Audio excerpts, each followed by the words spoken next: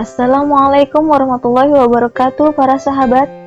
Kembali lagi dengan kami di channel Kacamata Islam. Kali ini kami akan membagikan kisah tentang seorang muslimah yang bernama Siti Masyitoh. Wanita mulia yang makamnya harum semerbak karena memegang teguh kebenaran dan keimanannya kepada Allah Subhanahu wa Ta'ala. Kisah yang sangat memberikan inspirasi bagi kehidupan. Bagaimana keteguhan dan keyakinannya menjadikan ia wanita yang mulia di sisi Allah Subhanahu wa Ta'ala. Wanita yang hidup pada zaman Fir'aun dan sekaligus menjadi pembantu untuk mengurus anak-anak Fir'aun.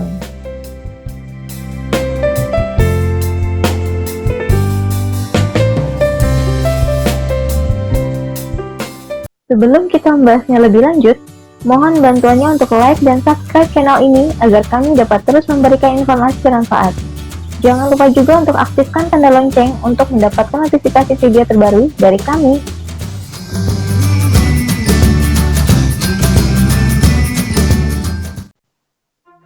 Fir'aun adalah si raja kejam yang menganggap dirinya sebagai Tuhan.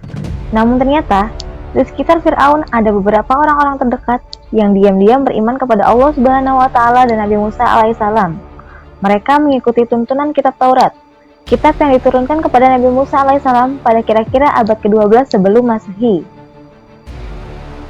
Orang-orang terdekat itu adalah Siti Aisyah, yaitu istri dari Fir'aun sendiri, Siti Masyitoh, yaitu orang yang mengurus anak-anak Fir'aun, dan seorang lagi bernama Hazakil. Dia adalah pembuat peti, tempat Musa balita ditaruh untuk kemudian dihanyutkan ke sungai. Di istana, Hazakil yang menjadi orang kepercayaan Fir'aun menikah dengan Siti Masyitoh. Suatu hari terjadi perdebatan sengit antara dirinya dengan Fir'aun. Fir'aun menjatuhkan hukuman mati kepada ahli sihir yang menyatakan beriman kepada Nabi Musa alaihissalam. Keputusan tersebut ditentang keras oleh Hazakil. Sikap Hazakil membuat Fir'aun curiga. Atas sikap Hazakil tersebut, Fir'aun mengganjarnya dengan hukuman mati pula. Hal itu tidak membuat Hazakil takut. Dia tetap yakin bahwa tiada Tuhan selain Allah Subhanahu wa Ta'ala yang harus diimaninya. Suami Siti Masyitoh ini ditemukan meninggal dunia dengan kondisi tangannya yang terikat di pohon kurma dan tubuhnya dipenuhi oleh tusukan anak panah. Sungguh keadaan yang sangat mengenaskan. Masyitoh sangat sedih melihat kondisi suaminya yang kini sudah tidak bernyawa. Namun ia bersabar dan berserah diri kepada Allah Subhanahu wa Ta'ala. Ia pun berkeluh kesah kepada istri dari Fir'aun, yaitu Siti Aisyah. Aisyah pun memberikan nasihat agar Masyitoh dan anak-anaknya tetap sabar. Di akhir nasihatnya, Aisyah mengatakan bahwa dia juga beriman kepada Allah Subhanahu wa Ta'ala dan menyembunyikannya dari suaminya. Sepeninggal suaminya, Masyitoh tetap menjalankan tugasnya sebagai perias putri Fir'aun. Namun ada kejadian sepele yang berdampak sangat besar. Saat Masyitoh sedang menyisir rambut putri Fir'aun, tiba-tiba sisir tersebut terlepas dari genggamannya dan terjatuh. Ketika mengambil lagi sisir tersebut, bibirnya refleks mengucapkan kata Bismillah. Ucapan itu membuat anak Fir'aun terkejut, lalu bertanya, "Ayahku?" Masyitoh pun menjawab, "Bukan, dia adalah Robku, juga Rob ayahmu, yaitu Allah, karena tiada Tuhan selain Allah." Jawaban Masyitoh membuat anak Fir'aun tersinggung dan mengancam akan melaporkan keyakinan Masyitoh tersebut kepada ayahnya, Fir'aun. Masyitoh tidak takut, karena dia yakin Allah adalah Tuhan yang sebenarnya, bukan Fir'aun. Laporan dari anaknya membuat Fir'aun murka. Fir'aun pun memerintahkan pengawalnya untuk memanggil Masyitoh ke hadapannya. Masyitoh datang dengan keadaan tenang. Tidak ada secuil pun rasa takut di hatinya, karena dia yakin Allah selalu menyertainya. Dengan amarah yang semakin meledak, Fir'aun bertanya tentang kebenaran Masyitoh memeluk agama yang dibawa Musa, sesuai apa yang diceritakan oleh anaknya. Masyitoh pun dengan mantap membenarkan tuduhan itu. Sambil mengarahkan telunjuknya ke arah Masyitoh, Fir'aun pun mengancam akan membunuh Masyitoh sekeluarga. "Saya memutuskan untuk memeluk agama Allah, maka saya telah siap pula menanggung segala akibatnya." Begitulah yang Masyitoh ucapkan tanpa ada rasa takut sedikit pun. Jawaban itu membuat Fir'aun semakin marah. Dia memerintahkan kepada para pengawal untuk menyiapkan air mendidih di dalam tembaga besar. Wadah panas itu untuk menggodok Masyitoh beserta anak-anaknya. Pemandangan itu disaksikan masyarakat luas.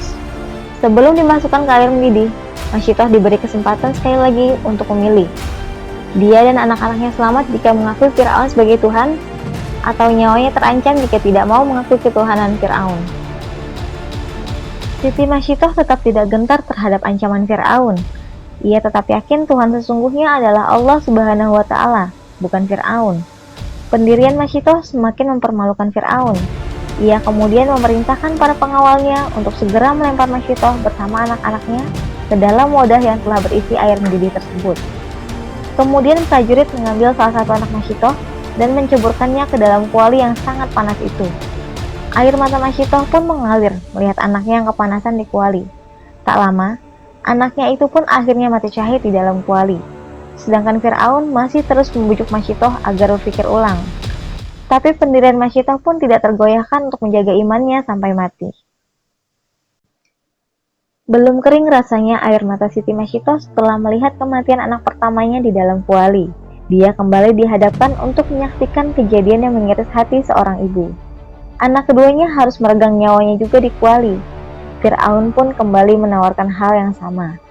Dalam kegalauan itu, dia merasa iba dengan anaknya yang tinggal satu yang masih disusuinya.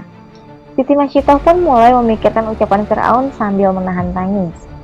Tapi sebelum mengambil keputusan dan masih berpikir, tiba-tiba anak yang digendongnya yang masih bayi mengingatkan ibunya. Dan berkatalah anak Siti Masyitoh yang masih bayi itu, "Sabarlah wahai ibuku, sesungguhnya kita dalam pihak yang benar. Wahai ibu, masuklah. Sesungguhnya siksaan di dunia lebih ringan daripada siksa akhirat." Melihat bayinya dapat berkata-kata dengan fasih membuat keraguan Masyitoh hilang. Keteguhan imannya kian meningkat. Ia yakin hal ini merupakan tanda bahwa Allah tidak meninggalkannya. Sebelum masuk ke dalam kuali, Siti Masyitoh memiliki satu permintaan untuk Firaun agar mengumpulkan tulangnya dan tulang anak-anaknya dalam satu kafan.